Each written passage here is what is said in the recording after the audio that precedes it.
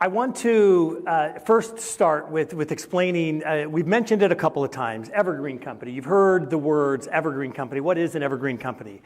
Well, according to the Tugboat Institute, which is an organization that exists to bring together like-minded company leaders, entrepreneurs, businesses that intend to build companies that last for generations, an evergreen business is one that is literally built and intended to last for 100 years or more. And it's based on this notion that the business exists for more than just serving the shareholders, but also to serve all of the stakeholders that are part of that organization. It's based on how well they achieve their purpose as much as it is how much money they can make and generate for the owners and the people that are part of that business. That's what an evergreen company is. And an evergreen business is something that is gaining popularity today. I've heard a lot more people discussing and talking about it in the last year than I have in all my previous years on the planet. It's really enlightening and encouraging to hear the conversations that are happening. There are many different organizations and companies, both nonprofit and for-profit, that are structuring themselves around being resources for this entire space. One of them is an organization called Purpose. Purpose-us.com is their domain name. They exist to provide structure and logistical information and all kinds of things about how a company can pursue the mindset of being an evergreen company. And there are basically two principles that they lay out in the way that they approach things. Principle number one is that the profits serve the purpose of the organization. So profits are a means to an end. It's not all about the profit, it's about using the profit to enhance society. And the second part is self-governance. So in so many companies, the people that own the business or the shareholders of that business are at arm's length from the operation of the company, and the leaders in that business are running the operation without really having any day-to-day connection with the owners of that business. It happens frequently. Now, we're not talking about public companies. They're a different breed, and it's a completely different animal. We're talking about private companies, which are the vast majority of the companies all around the world are privately owned. So profit serve purpose and self-governance are the key principles. And I'm gonna share at this moment that all of the slides and everything you see on the screen as part of this presentation, we are going to make available in the Do More Good community that Sam was mentioning earlier today in the resources section. And y'all will be invited to join that community in the hours and days after the session. And within a couple of weeks, the videos of all the speakers will be posted. You can come back and view segments of it, but you'll also have access to any of the documents that our speakers choose to share with y'all. So, for example, the slides and the information that I'm putting on the screen right now will be available. I'm going to move very quickly through this because I want to give you the breadth of information that is available to us on this really important topic, including the case studies that Purpose has put out to the world. One of the organizations is Certified EO, stands, of course, for Employee-Owned Companies. This is an organization that certifies businesses that become company-owned, like the ESOP that Carrie talked about today. Successful businesses are also signing up for Evergreen Company, the Evergreen Cooperatives. This is an organization based out of Cleveland, Ohio, that is pulling together tons of resources for evergreen companies. Common Future. This is an organization focused on communities of color in helping them step into with high levels of intention into opportunities for business ownership, wealth, and growth. Echoing Green. And we have the Ahmed Network, and we have the Skull Foundation. All of these organizations, Ashoka, they're all doing really amazing work. 50 by 50. This is an organization that's catalyzing a movement to scale up the number of employee-owned companies. And it's a tiny percentage. It's less than 1% of the companies in the world today that fit these classifications, but it's fast growing. I'm going to spend a little more time on a couple that are really doing interesting things that are not necessarily organizational, logistical, providing information and background information, but that are actually stepping in to building what I would refer to as holding companies or private equity companies and other businesses that are creating new mechanisms, new ways to think about business ownership. And one of these is an organization called TeamShares. TeamShares has a growing network of companies that are now part of this organization, more than 90 businesses in 31 states around the US. They're expanding into international markets here in the next couple of years. And what they've done is they've identified this problem. We tend to see that companies that are $30 million and above, when it comes time for the owners of those companies to exit those businesses, they don't have a massive problem trying to find interested parties. It's those smaller family-owned businesses that we all use in every corner of the world. The plumbers and the electricians and all of the people that provide services to us in our homes and our businesses, small businesses like restaurants and bars, and across the world there are so many small businesses, and 70% of those businesses fail to sell. Like they're not able to put them on the market and find a buyer for them. So someone spends their life building a business, and they turn around and they have an intention to try to sell that business, and they just don't have a market or a buyer for it. 70% of the businesses in the world. And what this company, TeamShares, does is they come in and buy small to mid-sized companies, and over the course of 20 years, they convert those companies to become employee-owned. It takes a lot of time because what they do is they purchase the company, and instantly they take 10% of the equity ownership in that business, and they grant it back to the employees that are working for that business already.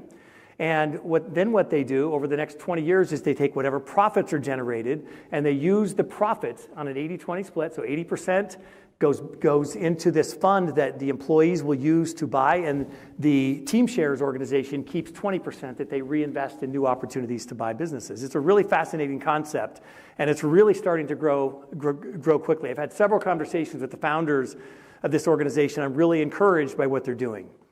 So there's a lot of news that happens around business leaders that have figured this out. They're few and far between. How many people here have heard the story of Chobani's, the yogurt company, of this incredible story? The founder of this company is a Turkish immigrant who came across this factory that was for sale. And he was able to string together some financing to purchase this failed company. And he resurrected it into what we know today as Chobani Yogurt. And he has shared the ownership of the business from the very beginning with the people in this town where this factory had been shut down and shuttered and not in use for years before he stepped in and purchased it and built something that is just really incredible. It's one of the most incredible stories of business stewardship in the modern era. The one that we hear most about, and it's been mentioned so many times today, but it's worth revisiting one more time because it's going to cascade us into something that I'm going to share with you that it's a moonshot that I believe has the capability of completely changing the way business works across the world.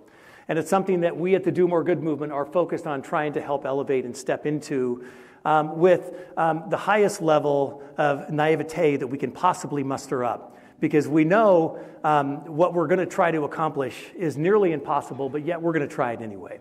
And we're inspired by this story of Yvon Chouinard. Many of you know the story. He sold his business, or essentially transferred ownership of the business to a perpetual purpose trust, which simply means that there's an organization, it's referred to as a holdfast collective, a charitable entity that receives 100% of the dividends. At the time that he did this, Patagonia was churning out about $100 million in profit every year, right? And he created a perpetual purpose trust on the other side that made it possible for a small governing board to make sure that the ideals of Patagonia are never contended with. They're protecting the mission and the purpose of Patagonia, and the profits are being redirected to an organization then that turns around to benefit society and the world. I remember at the time, so many people were talking about, man, his kids must be really pissed. They just missed out on this entire inheritance, right? And no, the kids were really, really excited about what their father had done. and at the pinnacle of what Yvon Chouinard did. And I think that this is the most poignant phrase that he had. To Kate's point earlier, Yvon is not known as somebody who loves to get in front of a group of people and wax eloquent. He's a gruff. I had one opportunity to interact with him, and it was a very interesting experience. Just an amazing human. And what he said that caught my attention was, Earth is now our only shareholder. And it was this pinpoint when I heard that, when I saw this for the first time, that this it started to create some ruminations around an idea of Earth being a shareholder. Is it possible for Earth to be the shareholder of a business that creates incredible profits? And I want to back up for just a moment. I think it's important for us to recall. If you haven't learned this or studied, I know I saw the TikTok trend. Men are fascinated by Roman history for some reason. So I do find it fascinating that in the heyday of the Roman Empire, the role of emperor was not something that was passed on to the next generation. It wasn't given to the eldest male relative or whomever it might be. In the height of the Roman Empire, these people were selected based on their credibility, their ability to do the role, to step into it. It was the decline of the entire Roman Empire really started when this transition happened away from a meritocratic system into nepotism, where it was just being handed over to whoever happened to be related to the person that they were getting the role from. This was the beginning of the end of the empire, and there's some well-marked documentation and history around this. And before I launch into what I'm going to share with you, I want to be really clear about something. The foundational principles of the Do More Good movement are in alignment with the mindset of a free market economy. We believe that business is the answer. It is not the problem, but it has to be business in the right way. It has to be done differently than it is to now. We do not adhere to communistic or socialistic or all of the other things that are talked about. We're not a bunch of monks sitting around that have nothing to live for or nothing to aspire to be, or we just sitting here being. We are focused on using business as a force for good in the world. We're entrepreneurs and leaders and managers who believe that companies are a great way to build something meaningful. And there are so many different ways to do that.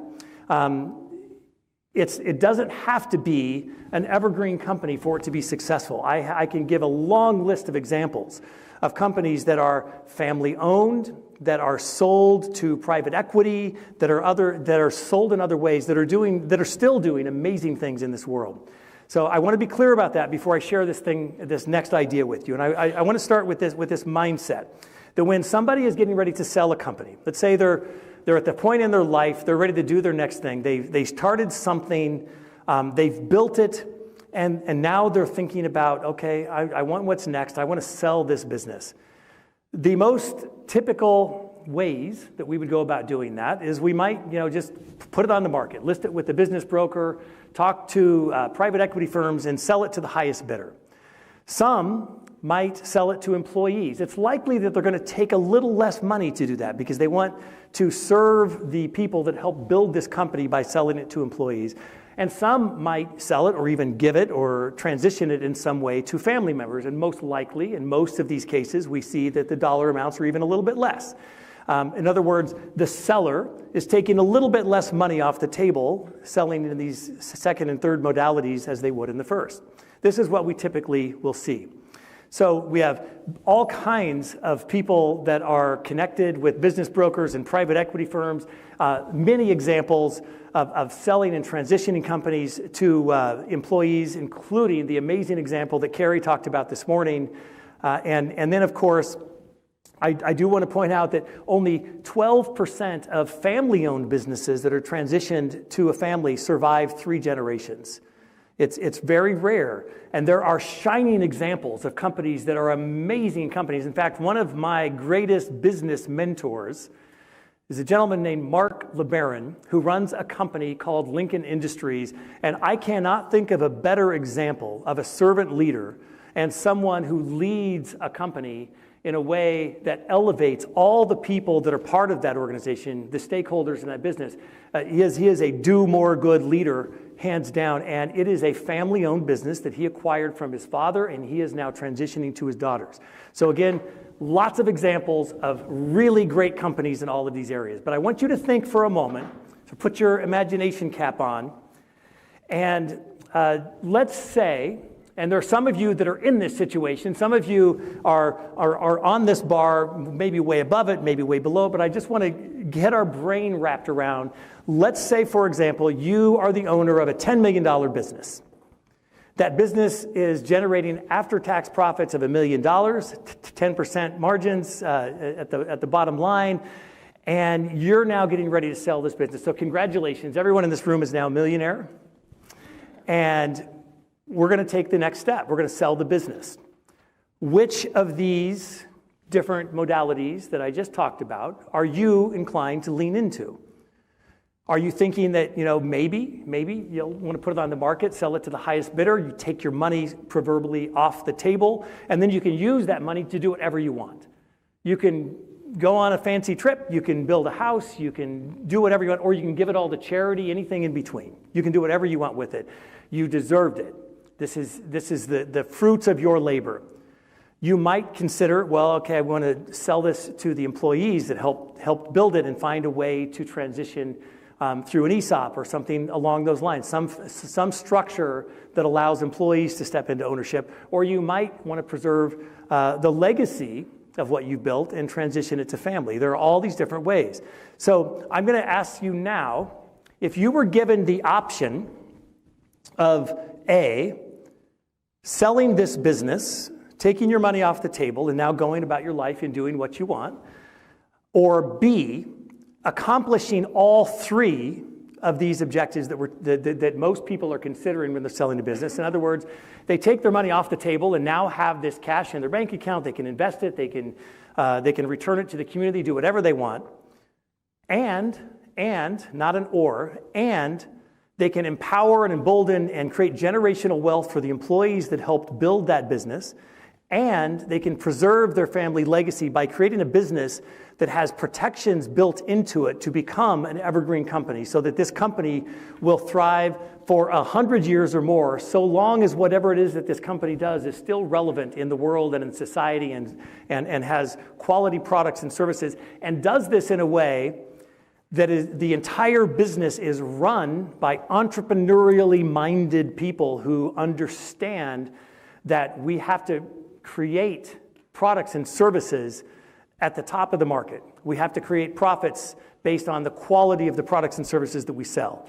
So what we're talking about here is the possibility of creating a holding company, we'll call it that for at this point, or say a private equity firm, where at the end of every year, they finish their tax return, 1/3 of all of the profits generated by that business go into a profit-sharing plan that is shared with all the employees, the people that made this company work. 1/3 is distributed back to the community along the same lines of what Yvon Chouinard is doing with Patagonia. And 1/3 is reinvested into the holding company so it can now perpetuate the model. This allows the holding company to take that final third and buy other companies that are creating profit that feed back into the model. This is what we're talking about. We are talking about the possibility of creating the world's first private equity firm that is designed to inject value into society instead of extracting value from it. It is a really big idea. We've been working on the possibility of this idea for over a year and had a lot of consultants and experts weigh in. I've talked to a lot of people at various points along the way to understand the legal ramifications of it. And I think it's really important to know that this is possible. And I'm going to share with you just a very quick, I'm not going to go into tremendous detail on it today, model of how it works. But the most important thing from my perspective is that the businesses that this holding company owns all are aligned and operate under the ethos of all of the Do More Good company principles, meaning that they are aligned around the mindset of being people first, They are purpose-driven, and they are growth-oriented. And the leaders of those organizations are held to a standard where they embody the 5 attributes of do more good leaders, the same thing we talked about this morning for those of you that were here. It's a really, really beautiful idea that is lacking only one thing, and that is execution and someone who's willing to take a risk to do this. And so here's what I'm going to share with you. I had a plan to lay out the entire plan. We've been working with a brilliant local firm here in Nebraska named Klein Williams. I've been working with the same firm for over 30 years, and they are amazing humans. John Miles has been our lead attorney at Klein Williams for many, many years. So I want to give a shout out to John and Brittany and Katie and the entire team of brilliant legal professionals that are helping us put this structure together. But at the core of all of this is the development of this very simple private equity firm, and then it explodes from there. I'm not going to go through the detail. This is going to be shared with you online. And we're going to schedule some deep dive online conversations around this, and we're going to encourage anyone who's interested in doing a deeper dive into this to diving into it with us and learning how this works. But the bottom line is this holding company will have the capacity to buy initially 1, then 2, then 10, then 30, initially hundreds, and then thousands of businesses that are all rolled up into this holding company that serves humanity by distributing its dividends and its profits back to the employees and to the communities that it serves. It is something that we are beyond excited about. We're doing this as a project and a side project of the Do More Good movement. We're going to launch in 2025, and here's our plan. When we build this model, and we're going to replicate it, and we're going to share it with the world. The abundance mentality that we exist on and around at the Do More Good movement, this mindset of transformation and abundance, plays into these decisions that we're making. We hope that other stewards of business and stewards of the economy will replicate this model, because it is something that will substantially enhance the quality of life for the people that work for these Do More Good companies. People that are focused on working for companies that are focused on, again, injecting value into the economy and into society rather than extracting value from it. This is what it's all about. We're going to share this model in hopes that other people will use it and expand along with us. So essentially what I'm sharing with you is we're building a model of a holding company that, instead of being owned by individual shareholder investors, it will be owned by a nonprofit organization that returns those profits back to the people that are doing the work in the companies and back to the communities in which those companies are based. It's a really big idea that has not to our, we've been searching around the world for other models and have yet to find one that's even close to this model.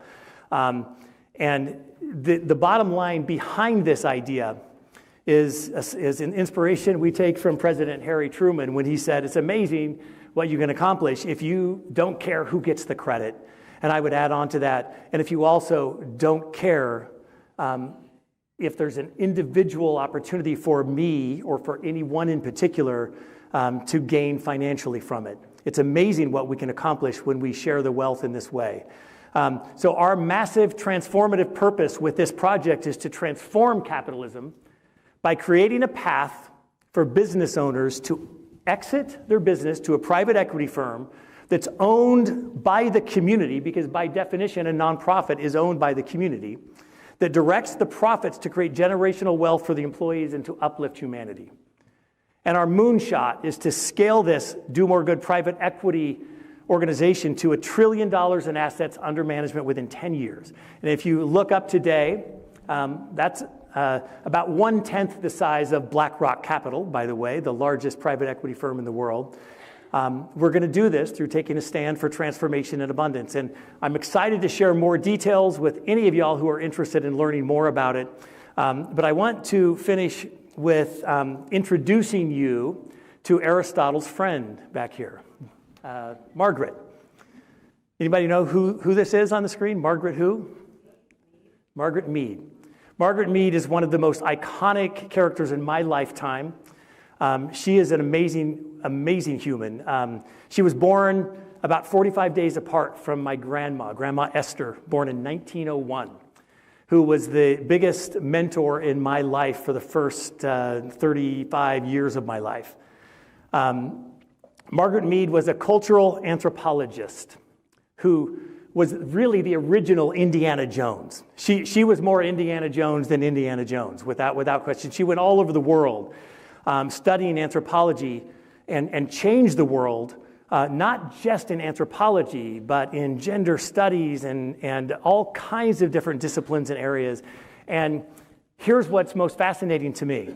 Margaret Mead, in 1930, when she was about 30 years old, got her start in all of the work that she did in Nebraska, just up the road from where those of us that are here in the physical audience are today. You can look this up if you're in the online audience.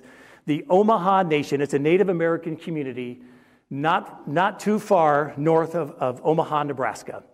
She was visiting the Omaha Reservation and discovered this Native American ceremony that allowed her to access part of her consciousness that she didn't previously know existed through a peyote ceremony. She discovered psychedelics while she was in Nebraska, is what happened. And it changed everything about the work that she did in her life and beyond that time. And I'm sharing this with you because I'm so inspired by the work that she did, specifically with this quote from Margaret Mead. Never doubt that a small group of thoughtful, committed citizens can change the world. And this next part is the most important. Indeed, it's the only thing that ever has. And with that, I welcome you to join us in future discussions and dialogue around the creation of what we're working on, where we are creating the new paradigm where community is now our only shareholder. Thank you so much.